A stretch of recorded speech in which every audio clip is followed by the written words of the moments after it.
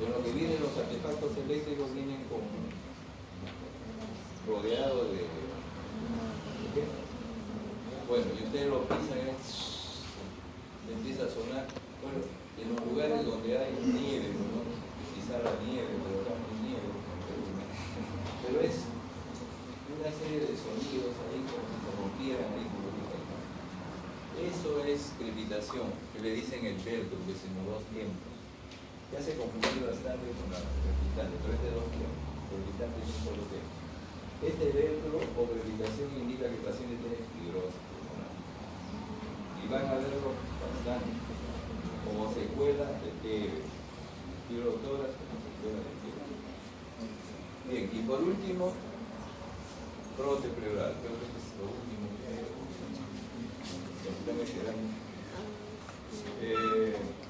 el frote pleural, ¿dónde se rozan dónde se acercan las pleuras? A ver, ¿cómo está en la anatomía? ¿Cómo están? A ver. ¿Dónde se acercan las pleuras?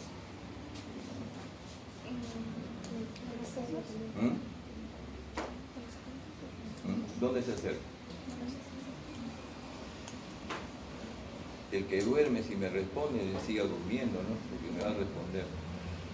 A ver, usted. En la parte posterior, a nivel de la torácica, donde se unen los pleuras. Más o menos, ¿eh? Más o menos está orientado. Más o menos. O sea, las pleuras tienden a juntarse acá en la parte posterior. Por eso que cuando ustedes buscan frote pleural, busquen en esa zona, no busquen acá. Nunca va a flotar la pleura ahí. Flota acá en esta zona, cuando hay frote pleural. O sea, el frote se produce cuando hay pleuritis, inflamación de la pleura que se roza. Este frote es dos tiempos, predominio inspiratorio. Y hay una maniobra, porque a veces uno se confunde con el crepitante, con el fibrocritante, cogen el estetoscopio y presionan. Si aumenta el sonido es frote pleural. Si no aumenta, no es. No se modifica con la dosis. Lo último. Es la ocultación de la voz, que ya no se hace en ese tiempo por la apuro y por la placa de toras y por la tomografía. Entonces, a ver, los que tienen este estetoscopio, colóquense acá. Los que tienen este estetoscopio. Día 33.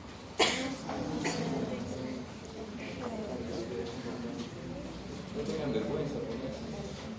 Ya no sé, van a tener vergüenza cuando les examinen a los pacientes.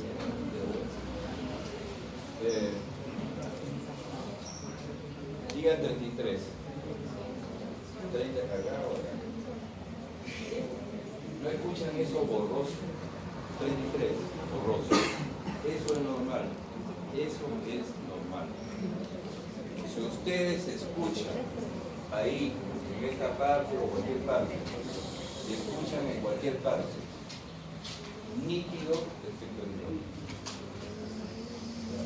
Ahí es nítido, efecto Lipógeno. Y si ustedes le dicen al paciente, le escuchan nítido pero no intenso, efecto diloquia ápono.